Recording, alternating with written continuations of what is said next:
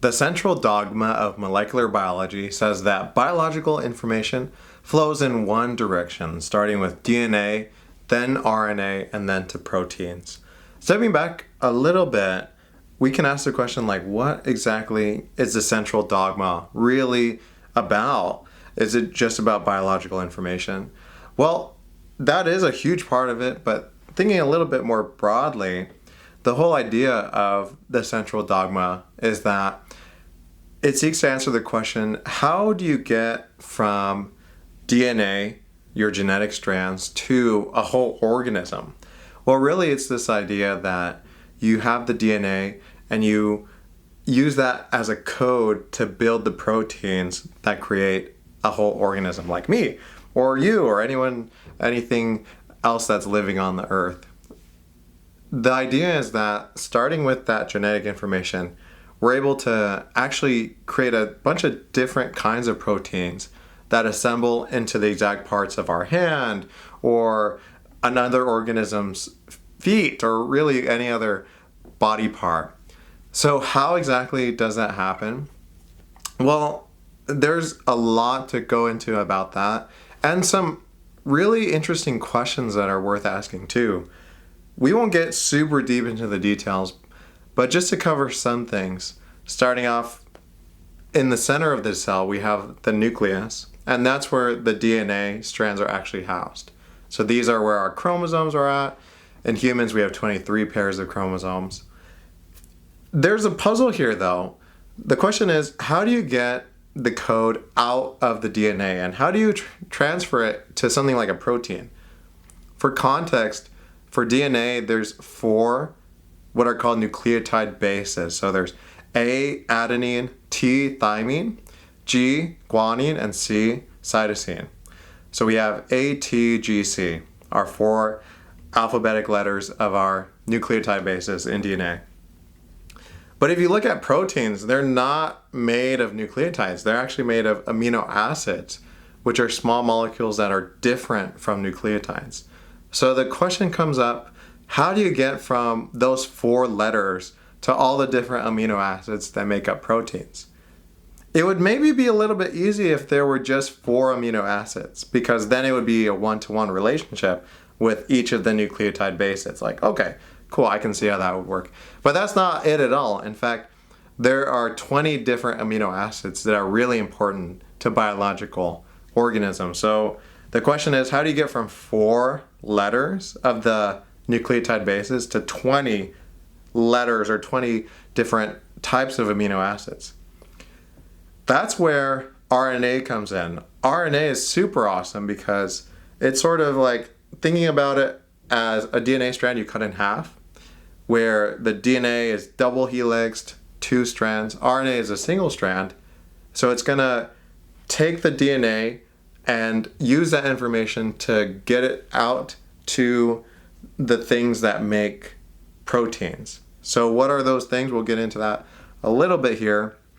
But just to sort of situate us within the cell, we have, like I said, in the center of the cell we have the nucleus.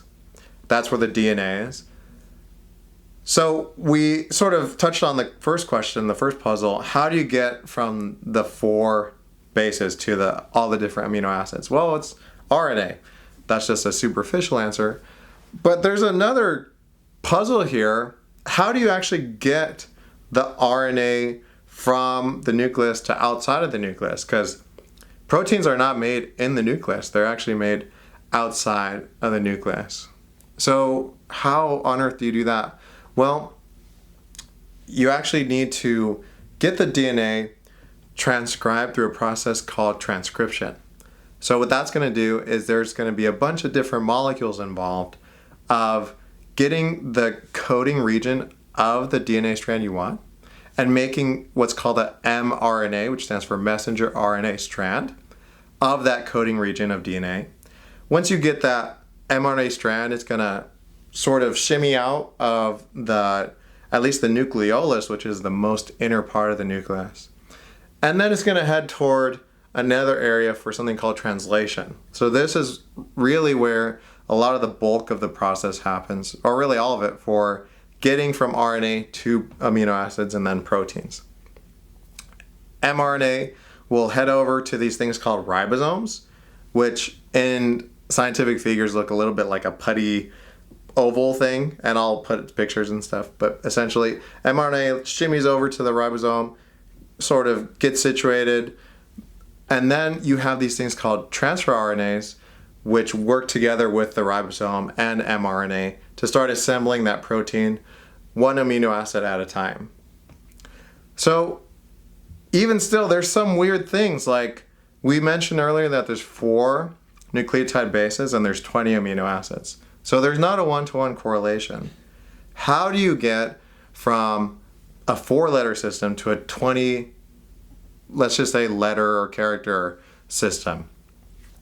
Well, biology's solution is called codons. Codons are groups of 3 nucleotide bases that in messenger RNA come together to tell the ribosome what sort of amino acid should be created for a specific string of characters on the RNA strand. So it's really cool. Basically, there's things like AUG, which is the start codon. That's going to start the actual process of translation. There's other codons as well that are going to come together to create the different amino acids needed.